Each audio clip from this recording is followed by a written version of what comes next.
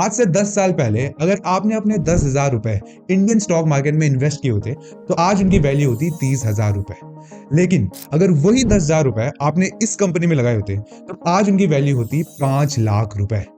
मैं बात कर रहा हूं ट्रेंट लिमिटेड की, जो इंडिया में जारा का बिजनेस ऑपरेट करने के अलावा वेस्ट साइड और जूडियो भी ओन करता है। और इतना ही नहीं, Aditya Birla fashion retail limited, जो कि इंडिया का सबसे बड़ा फैशन रिटेलर है, वो जहां अपने 25 ब्रांड से अराउंड 13,000 करोड़ का रेवेन्यू करता है और फिर भी लॉस में है। वहीं ट्रेंट बस अपने 3 ब्रांड से ऑलमोस्ट सेम रेवेन्यू कमाता है, but with the profit of more than 1400 crore rupees. Now the question is how. पहले इनके ऑलमोस्ट सारे स्टोर को ऑब्जर्व करने के बाद और इनके बिजनेस में डीप जाने के बाद we found 3 critical business master stroke, जिनकी वजह से ट्रेंट अपने बिजनेस में ये मैजिक ला पा रहा है। And in this video we are going to unleash those 3 business master stroke, and the third one is really powerful. Let's get started. Trend has been in trend. What a wealth creator it has been. The stock is up already more than 100% in 2024. When now people talk about trend, they talk about Zudio. उनका priority है to go for an aspirational, affordable brand.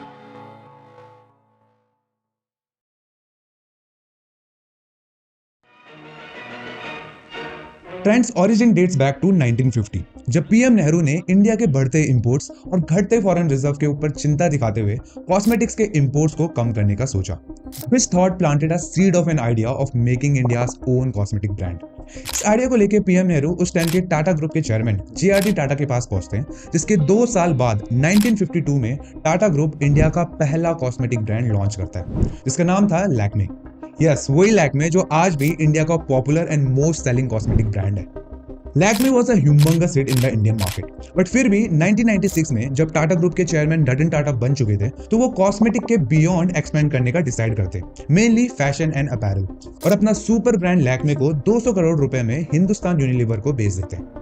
इस पैसे को invest करके 2 साल बाद 1998 में Tata group establish करता है Trent, according for Tata retail enterprises.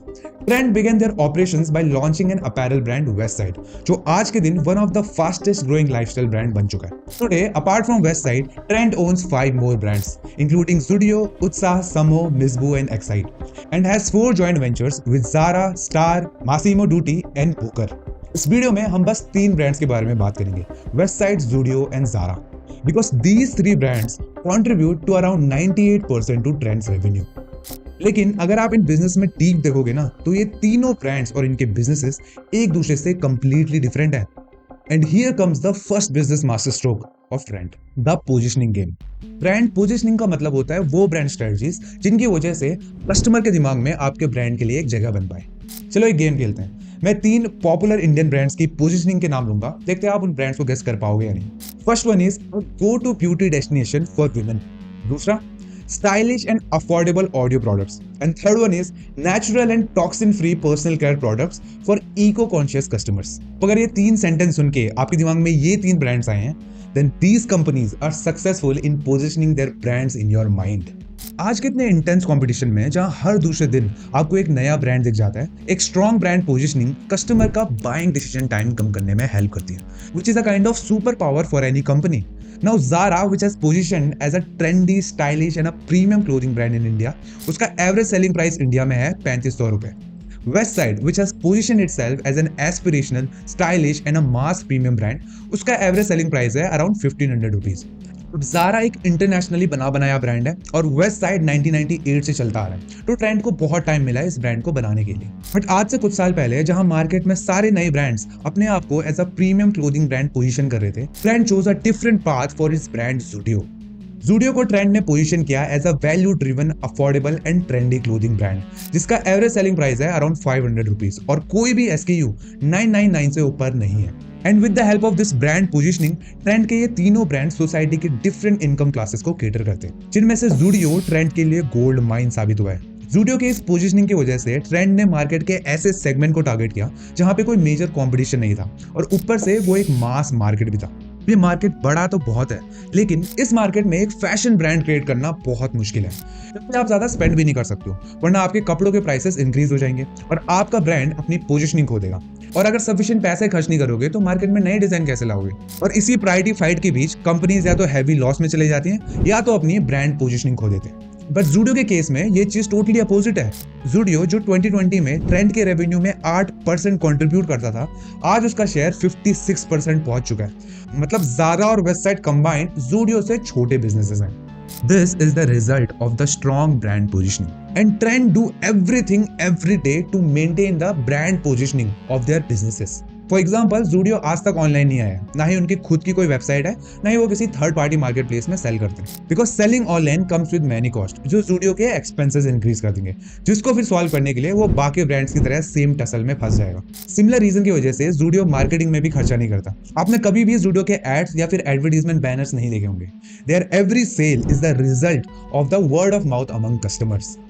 Now the question rises, then how are they able to launch their design so frequently? Well, here comes the second business masterstroke, Zara and their private labeling game. Zara एक बहुत बड़ा role play करता है trend के success के पीछे। Zara world का leading fast fashion brand है, जो हर हफ्ते और 2 हफ्ते में मार्केट में नए डिजाइन लाते हैं और पुराने डिजाइन जो ज्यादा बिक नहीं रहे हैं उन्हें डिस्कार्ड कर देते हैं। 2005 और 6 के अराउंड जब ग्लोबली इंटरनेट बूम हो रहा था, तो उसके साथ साथ फास्ट फैशन में भी ट्रेंड आ रहा था। और अगर टाटा को इंडिया में फास्ट फैशन में घुसना था और उसके बिजनेस को समझना था, तो ज़ारा के साथ जॉइंट वेंचर करने से आउटस्टैंडिंग प्लान कोई था नहीं। And that is why in 2010 Trent and Inditex, जो स्पेन बेस्ड ज़ारा की पेरेंट कंपनी है, वो इंडियन मार्केट के लिए जॉइंट वेंचर की जुगलबंदी में घुसते हैं with 49 and 51% ownership. Trent learned a lot of things from Zara, जैसे कि अपने रिसर्च टूल बनाना जिससे वो नेक्स्ट फैशन ट्रेंड को फोरकास्ट कर सके, practices to give less shelf time to clothes, the black and white stores theme ताकि कपड़ों के कलर्स लोगों को अच्छे से दिखे, the strategy of launching new designs on Friday ताकि संडे तक डिजाइन्स खाली हो जाए, और ऐसे बहुत सारे practices. And after 5 years of this joint venture, Zudio came into life. आज जूडियो और वेस्टसाइड दोनों ज़ारा की तरह अपने स्टोर में 100% प्राइवेट लेबल ब्रांड सेल करते हैं। प्राइवेट लेबल ब्रांड्स का मतलब होता है जब कंपनीज मैन्युफैक्चर से बस अपने पर्सनल डिजाइन्स मैन्युफैक्चर करवाए। आपको ज़ारा, जूडियो और वेस्टसाइड में बस उनके ही प्रोडक्ट्स और डिजाइन्स मिलेंगे, और जो डिजाइन आपको वहां मिलेंगे वो किसी दूसरे ब्रांड्स के स्टोर्स में नहीं मिलेंगे। अनलाइक मैनी अदर स्टोर जो अपने स्टोर्स में अपने प्राइवेट लेबल ब्रांड के साथ दूसरे ब्रांड्स के प्रोडक्ट भी सेल करते हैं। And this private labelling game gives trend 3 enormous power. First, they get the control of their supply chain. क्योंकि ट्रेंड अपने किसी भी स्टोर के इन्वेंट्री के लिए किसी दूसरे ब्रांड्स के ऊपर डिपेंडेंट नहीं रहता है, वो टाइमली नए डिजाइन अपने स्टोर में फिल करता है without any supply chain issues. Second, the control over their designs. अगर आपको जूडियो, ज़ारा और वेस्टसाइड में कोई कपड़ा या डिजाइन पसंद आ जाए, तो उसको खरीदने के लिए आपको वापस उन्हीं के स्टोर में जाना पड़ेगा, which prevents customer from going to Trend's competitors and save them from losing sales. And third super power of private labeling is the higher margins. क्योंकि trend doesn't have to pay any commission or margin to any other brand, सारा margin ये खुद enjoy करते हैं। Today, Trend enjoys 16% of operating margins and 12% of net margin, जो कि 2015 में 5% और 3% है। और अगर ट्रेंड के ये नंबर आप आदित्य बिरला से कंपेयर करोगे, तो आज के दिन आदित्य बिरला फैशन रिटेल का ऑपरेटिंग मार्जिन है 11% और नेट मार्जिन उनका माइनस में, because they are in losses. And this magic in Trend's financial could only be possible because of the private labeling game Tata brought in his business by partnering with Zara. तीसरा business master stroke trend के business के पीछे है their store execution. हम सबको पता है जब भी कोई दुकान खोलता है या फिर रिटेल स्टोर खोलता है, एक क्वेश्चन सबसे पहले रेज होता है, where to open the store, the location. But when it comes to millions and billion dollars of revenue, there is one more thing that you need to take care of. How to operate that store. Location का solution almost सभी store के लिए same रहता है। They look into the population density, demographics and income level of a particular area, जिसके बाद ही वो एक एरिया सेलेक्ट करते हैं। उसके बाद एरिया का साइज, पर स्क्वायर फीट का रेट, कॉन्ट्रैक्ट का duration, etcetera etcetera. But when it comes to how to operate that store, एक राइट मॉडल हमेशा उस स्टोर का फ्यूचर डिसाइड करता है। For example, Zudio operates in a FOCO model, franchise owned company operated, यानी कि जूडियो के स्टोर खुद जूडियो नहीं खोलता, जूडियो किसी बंदे को अपनी फ्रेंचाइजी देता है, जो बाय द वे आप और मैं भी हो सकते हैं, और वो फ्रेंचाइजी ओनर उस लैंड और बिल्डिंग को खरीदता है या लीज में लेता है, और वही फ्रेंचाइजी ओनर उस स्टोर का कंस्ट्रक्शन करता है फ्रॉम एक्सटीरियर टू इंटीरियर, जिसके बदले उसे हर महीने या हर साल उस स्टोर के रेवेन्यू का 16% शेयर मिलता है। एक बार स्टोर सेटअप हो गया, फिर उस स्टोर के डेली ऑपरेशंस जूडियो हैंडल करते हैं। And that's why franchisee own company operated model. FOCO के अलावा there are 3 more retail model, POCO, COFO and FOFO. For example McDonald's works on company own franchisee operated model. Aditya Birla के कुछ stores COCO model में work करते हैं और कुछ FOFO model में। And Lenskart also works on both COCO and FOFO model. Similarly Westside के कुछ स्टोर्स कोको मॉडल के ऊपर काम करते हैं और कुछ फोको मॉडल के ऊपर। नाउ ज़ूडियो जो 2021 में 90 स्टोर ऑपरेट करता था, आज 2025 में 600 स्टोर खोल के बैठा हुआ है। अब आप खुद ही बताओ, अगर ज़ूडियो कोको मॉडल के ऊपर काम करता जहां वो सारे स्टोर खुद ही खोले, तो ज़ूडियो कितना ज्यादा हैवी इन्वेस्टमेंट बिजनेस बन जाता।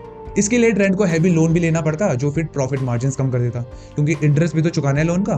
बट ज़ूडियो आज के दिन rapid growing asset light business है, which is the benefit of the FOCO model. Now Westside को इतने रैपिडली एक्सपेंड नहीं करना है, क्योंकि उनका टारगेट मार्केट ज़ूडियो से छोटा है, और जहां भी वेस्ट साइड स्टोर खोलता है वो कंपैरेटिवली पॉश प्लेसेस में खोलता है, जहां पे रियल एस्टेट के फ्यूचर प्राइसेस के बढ़ने के चांसेस हाई रहते हैं। And that's why Westside uses the combined strategy of FOCO and COCO model and has opened 226 stores all over India. Today, their sales density or revenue square feet is 18,000 rupees and 12,000 rupees, जो कि industry standard से almost double है।